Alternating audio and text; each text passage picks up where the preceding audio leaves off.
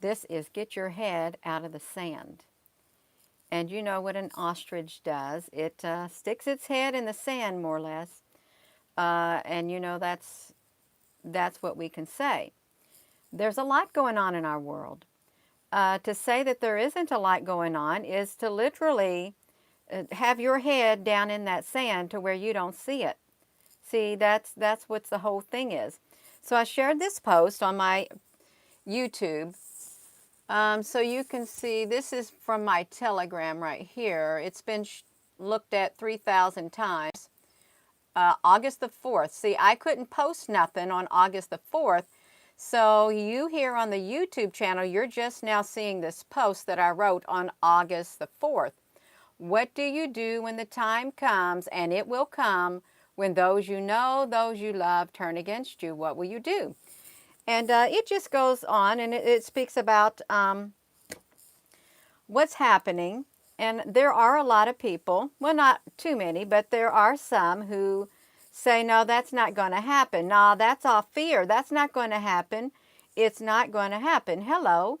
It is happening. Okay, it's happening. There are people who don't want to see what's happening all around the world on a global scale. People are being affected personally. If you don't have the polka dots, you can see what's going to happen to you, okay?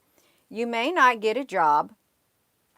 You may be told you don't have a job unless you have some polka dots, okay? You can't go to the store unless you have the polka dots. You can't get on the airplane unless you have the polka dots, okay? You can't travel unless you have the polka dots. It's all of that. It's happening globally. You cannot stop it. And it's going to become more intense. Just ask the people who, about these polka dots in the countries where these polka dot plans are implemented. Just ask them what's going on and how do they feel about it, okay? How do they feel about being separated from their family, their friends, and their loved ones? How do they feel when some of them don't want anything to do with them? How do you think they feel? Do you think they think that that's real, or is it just make-believe? Do you think they just got their head in the sand saying, oh, well, no, it's not, nothing's happening? Hello. When you turn on the news, you see all this stuff about the polka dots. That's all you see. It's literally drilled into your head over and over and over and over. They're telling you what they're doing. They're telling you what's going on. Okay, this isn't make-believe. It's not going to go away. So with that being said, hello wherever you are. In any part of the world, hello from my heart to yours. You know, you can only, the news is out there getting the news to you. Okay, they are. You can see the signs are everywhere. Physical signs are everywhere. Physical postings are everywhere. And if you're a spiritual being, there are spiritual signs everywhere. Okay, there are. This isn't a game. Okay, okay, look at this. If I am working toward a goal, okay, I'm going to use myself as an example. Okay, I started off on this journey back in 2018, and I've had so much opposition that literally trying to discourage me and stop me and stop me. But you know what? I had already been told, you have 4 years. I have already been made up my mind. No, I'm not stopping. You're not going to quit me. I've got to go. I've got a race that I need to finish. And I'm not letting somebody come in and stopping me. Okay, that's me personally. I've got 4 years and I plan to finish this out in whatever capacity that I want. You think I'm going to let somebody say, oh, Gina, well, you're not going to finish it out. Oh, yes, I am. I'm going to do everything within my power to do it. Okay? Same thing with what's being done worldwide, what's being implemented. These polka dots are not going away. These polka dots are not going away. There is a plan in place that has been years and years and years in the making. Do you think that you just hoping and wishing you're going to manifest their plans away? No, they're much more powerful than you even give them credit for. They're not going to turn back their plans. They've come way too far. You think they're going to let go? No, they're not going to let go. They've made too much, there's been too much advancement here. Okay? The plan is in place. It's not going nowhere except right into completion. As with anyone, they're not going to let you stop them. They're not. They're not going to turn back. They did not come this far in order to be stopped right into their tracks. They didn't. They're not going to give up. And it really doesn't matter what no one says. It really doesn't. They have a goal in mind and they're going to see it into fruition. It's already been coming out. Just like this, you all, there's polka dots all over the place. There's the polka dotted people and the unpolka dotted people. There are, that's how you got to look at it. Polka dots everywhere. And if you don't want to get your polka dots, if you don't want to have polka dots on you, then you're going to have to face the consequences. It's as simple as that. You're going to have restrictions placed upon you, okay? And the day may come, because there's lots of theories out there about these polka dots, that if Mr. 5G comes into play, that's a theory that these polka dotted people might turn, I don't know, they might get a little more polka dotted personalities. You never know. But one thing I was thinking about this morning, I woke up at 5 o'clock in the morning, you all. This ain't going away. This is playing out. I thought, when did the zombie apocalypse, when did the CDC first talk about their zombie apocalypse? See, because that was in my mind. When did that zombie apocalypse plan come about? Because I was trying to look at the time stamps, the timeline of when they started talking about the zombie. Well, we had the zombie thing, but that zombie apocalypse, you think that's make-believe? Why would they even plan for it? Why would the military plan for a zombie apocalypse, you all? There's something coming, okay? Why would you want to invest all that money, all that manpower, all of that learning into something that is never going to happen? Why would you do that? Okay, why would you do that? You wouldn't. You'd want to be prepared. You want to be prepared because there's something's coming on a much grander scale. We're only at the beginning, but it's going to go all the way through. Okay, and there may not be people who may not agree with me. That's okay. Just keep your comments kind and keep them really, don't get all out, whatever. Just be nice in your comments. Okay, yeah, because you can have a comment. But yeah, you all, this is not a joke. You can't bury your head in the sand. And I read a comment, Gina, you're manifesting it and you're drawing it to you. I don't have to draw it to me. It's here. It's here. It's global. It's not one individual making this stuff coming into fruition. It don't need my help to come into fruition because it did it on its own, because it's part of a great big larger thing that's taking place. It is. I'm not in denial. I'm raising awareness, and I don't got fear inside of here. If I had fear inside of here, you wouldn't even see me on this. You wouldn't. I wouldn't even be speaking. I'd probably bury my head in the sand because I would be in such denial. I wouldn't want to hear nothing about it, even though if I turn on my TV or look at any of the news, it's blasted all about the polka dots. It's all over the world, all the medias, all over the world. Okay, it's blasted everywhere. But I could choose to stick my head in the sand and pretend that it's not there and I don't see nothing but my own little bubble. I could be like that, but I'm not going to, because that's not going to serve me. That's not going to help me. It's not going to help me grow. I know that this is unbearable and this is uncomfortable for people. But those polka dots are out there. They are, and our world is changing.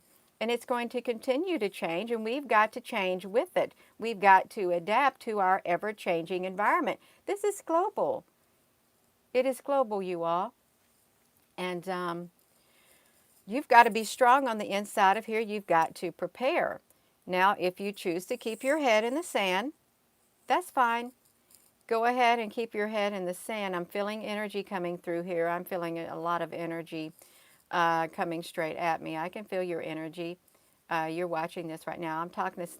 There's a lot of energy, like a negative energy flowing through here. See, I'm not looking at the comments, but I can feel it in the spiritual realm. Okay. I'm not going nowhere. I'm not.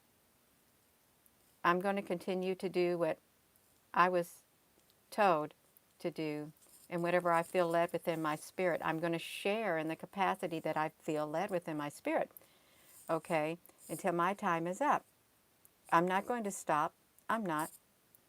And guess what? That's okay. It's well with my soul. It's well with my soul. Okay? There's a song.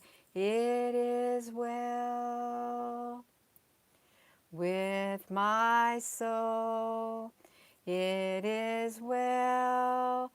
It is well with my soul. And since it is well with my soul, I have all the strength I need within me to face whatever comes my way. And I want to tell you, you also have the strength within you to face whatever comes your way. You have the strength. There's no stopping you. There is no stopping you. Okay? That energy went away.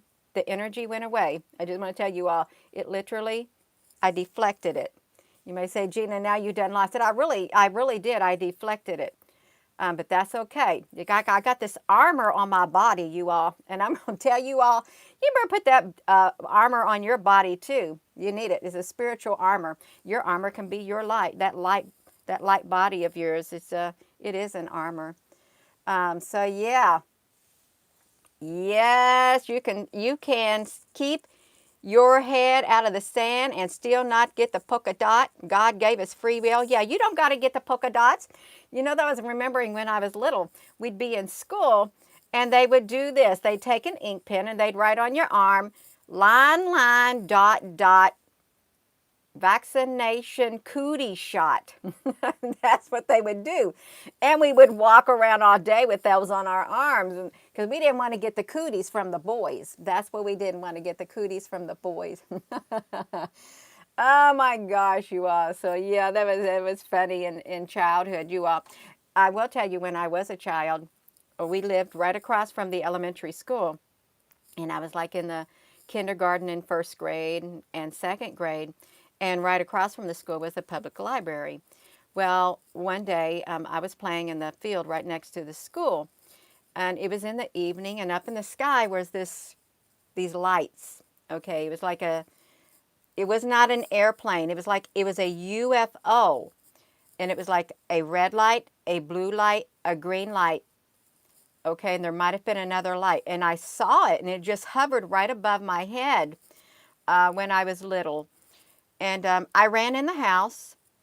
And then later, probably around 30 minutes later, my brothers and our sisters and our neighbors, we were all the same age, we walked down the road, because there was 2 elementary schools, walked down the road to the one elementary school where the kindergarten and first grade was. And there was this big playground next to it with swings. So I decided I wanted to swing on there, and there was that UFO. It was over my head again. While I was swinging, I thought, why is it over my head? So I swung a little bit, and then I got off of there, and then I ran all the way back home. That's when I was little. And if you didn't know, I've seen the Men in Black. When we moved from that house, I would have to walk to school up a hill, and walk back home, and I would have to cut across this creek, which I loved. I loved cutting across this creek through the woods and climbing this cliff because it had like this little waterfall that came out. Well, trinkly waterfall, and I would drink from it because it was pure water way back then. And I would do it every day until one day I started right down my way to go where the creek was, and there was this vehicle. There was this man in black. He was a tall, slender man, a black trench coat, black pants, black hat, like a black suit or something, way back in the woods, right in the very spot where I would normally cross the creek. He stood there with a cigarette in his mouth, and I thought, what's he doing there? Because that's not a road. It wasn't a road. It was a bunch of trees, and his car was parked there. And I got closer. I thought, I'm going to cross the creek. But the closer I got from him, the more scared I got. I turned right back around. I ran to the road and I walked up the sidewalk and I ran all the way home up the hill on the sidewalk. I didn't go through there again. I didn't. So I've seen the men in black. That was the one and only time I saw them. Now, my grandmother, on the other hand, when I was little, she always talked about these men in black. We thought she was losing her mind. She would not. She got to the point to whenever she would go out, she would see them following her in a car. Uh, and she ended up in a nursing home. And my mother would go get her for the holidays. It got so bad, she would get out of the. She would be in a wheelchair. We'd get her to the car. She would get ready to get in the car, and she would look around. She said, "No, take me back in because they're here." She was terrified of the men in black. And I never knew what she was speaking about years ago. I never did until I came on this journey right here and I heard about the men in black. I said, that's who she was speaking about. She was terrified of them. She spoke about them her whole entire life. They followed her. Yeah, they're mean. People have seen them. They're real. And these UFOs, they're real. They're real. I seen them when I was little.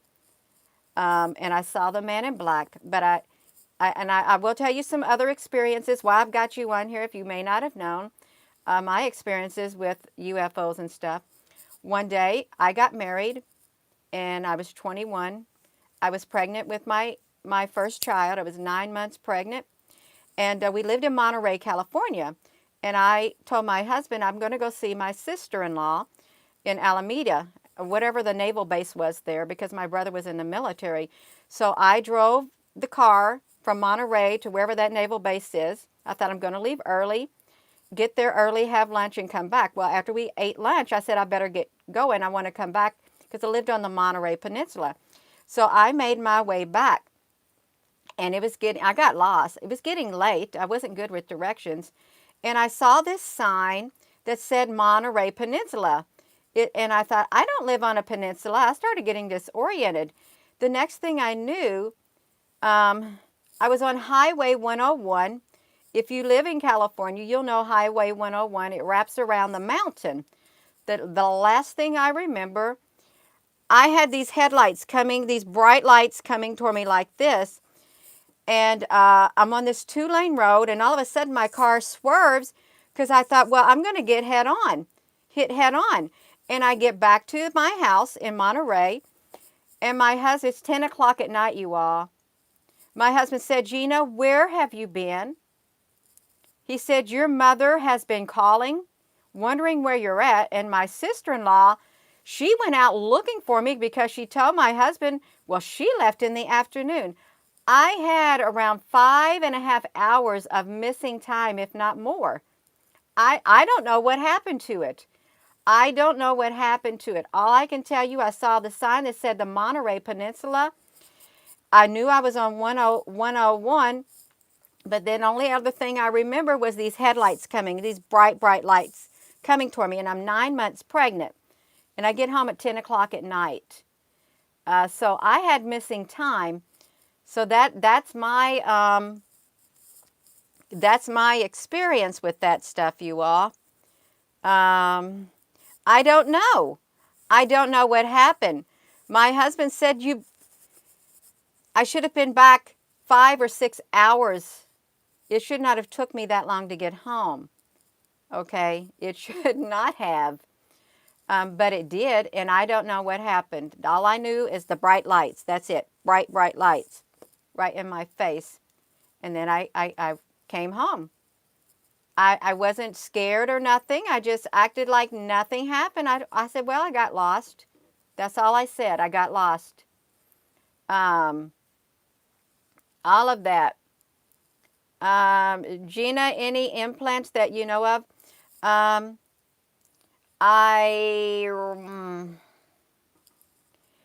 will say this, and this is kind of personal. I will say this.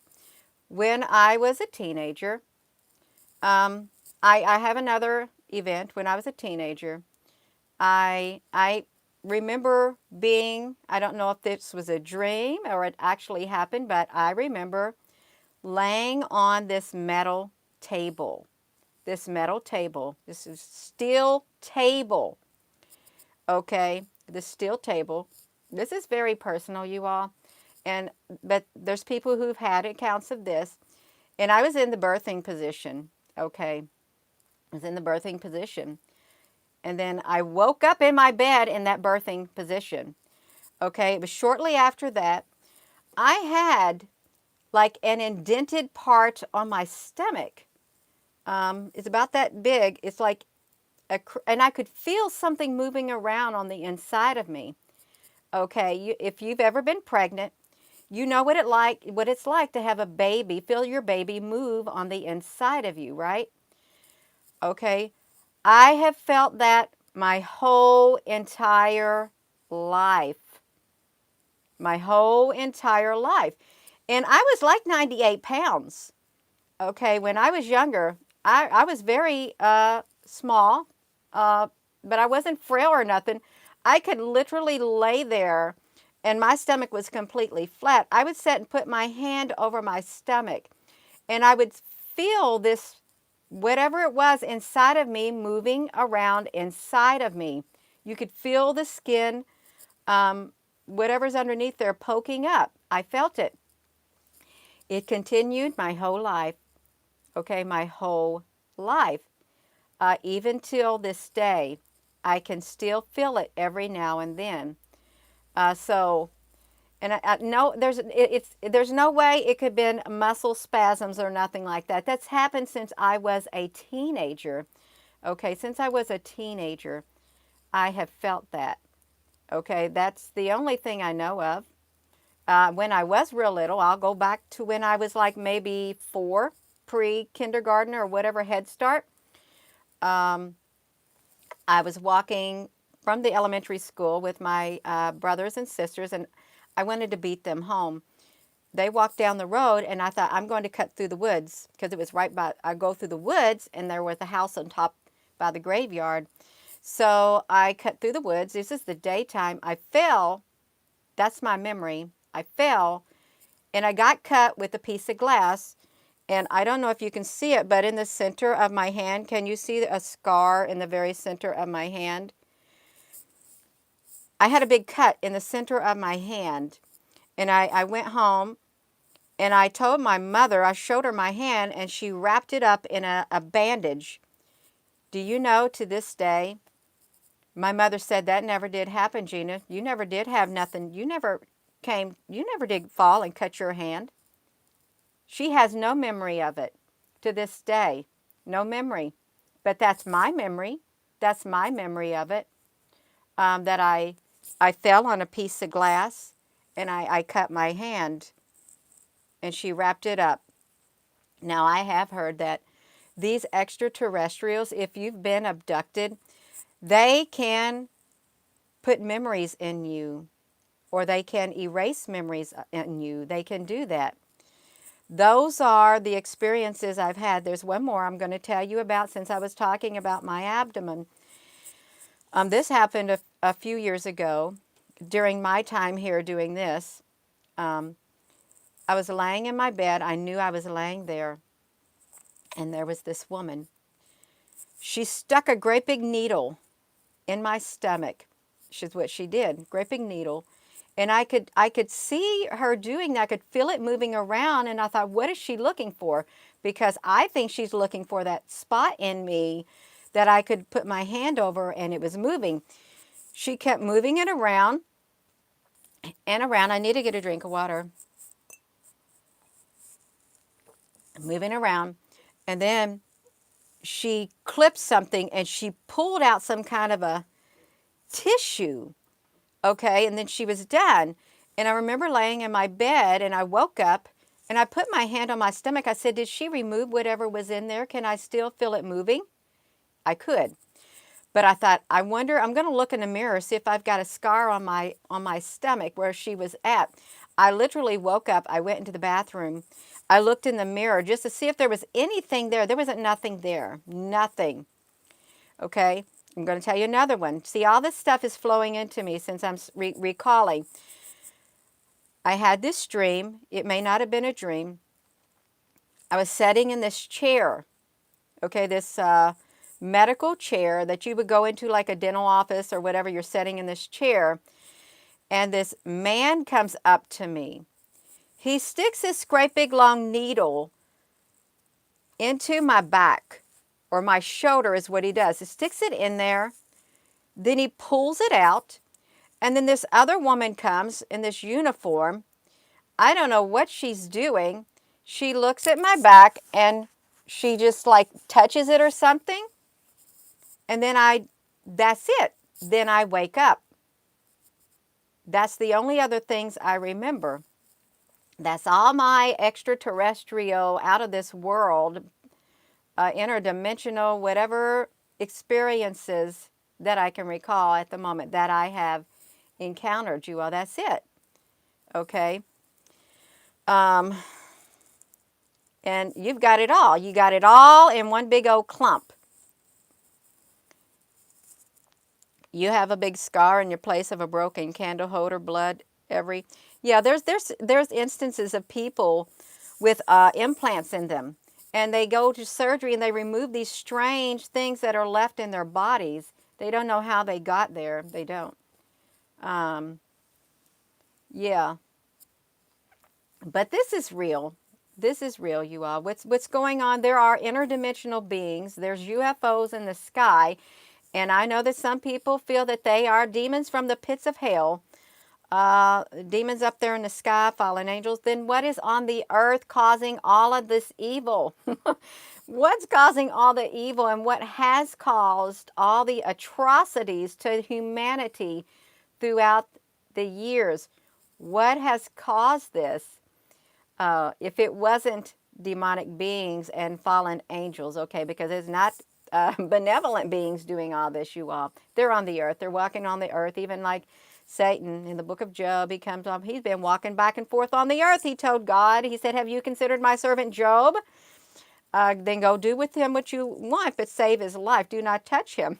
See Satan walking to and fro on the earth, back and forth. So the demons are on the earth. Satan's on the earth. This is his home. This is his home. But yeah, y'all, this is really wild. It's weird what's going on, and I've been through a lot of things in my life, unexplainable things. I can't explain to you it, neither can other people. I was told that I was like used as a what do you call those people? They said the extraterrestrials used you as a, not a birthing, a breeder, a breeder. There are many, many, many accounts of people being used as breeders. Many accounts of that. They abduct you. They take you up in there. They implant you. You come back, and the embryo or whatever it is they got you gets a little bit certain so many months. Then they take you back. Then they take that out and they put it in their whatevers. That's the type of abductions a lot of people have recollection of, things like that. Yeah. So all of that, you all. So I'm on this journey, and I didn't realize that my past obviously is relevant to this area that I'm in.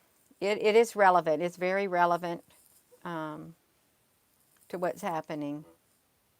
And I'm not going to look down on you if you tell me you've been abducted by extraterrestrials.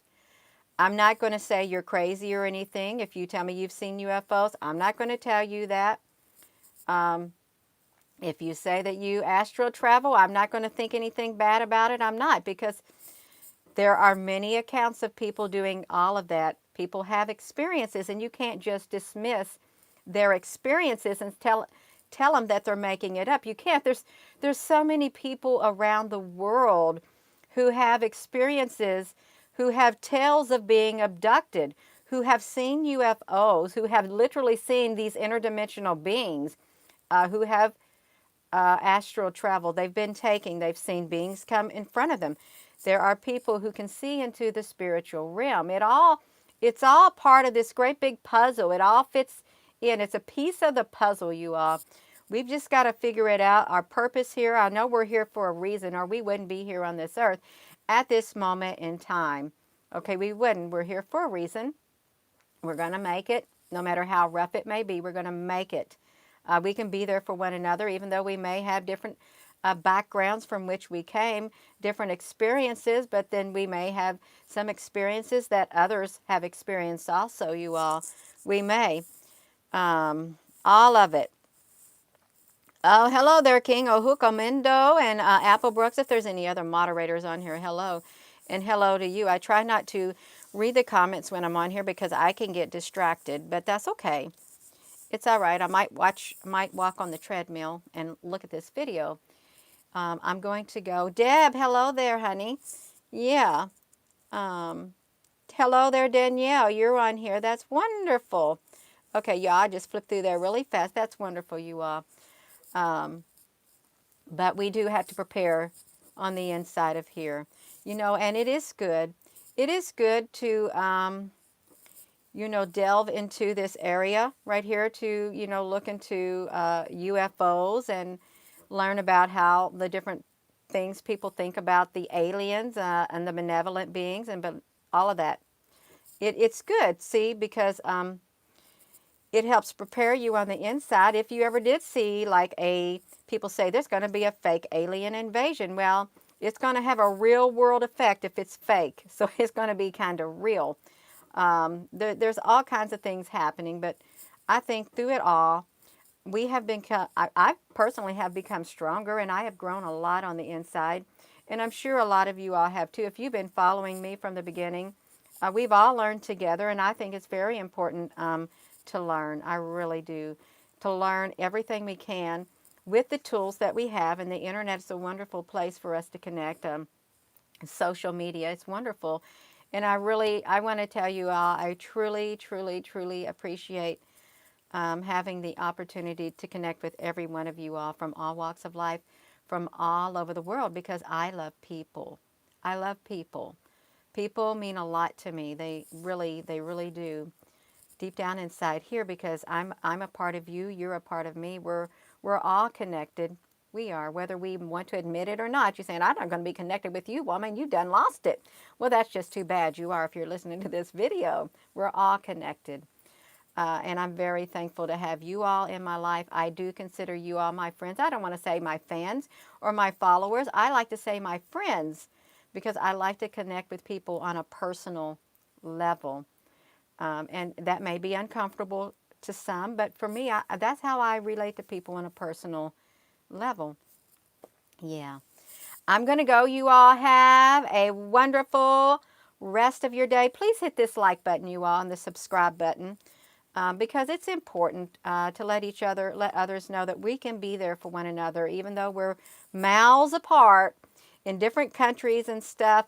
I may have to, I'm going to try to do a transcript of this video. It might take me a while to put it into closed caption because YouTube don't do that for me no more. I had to do it myself on longer videos. Yeah, have a wonderful rest of your day. Thank you, moderators. Thank you all for your comments on here, because I know people love to read the comments, regardless if they're not nice or whether if they are nice, they like to read it. Thank you all so very, very much. Love you, and have a wonderful rest of your day.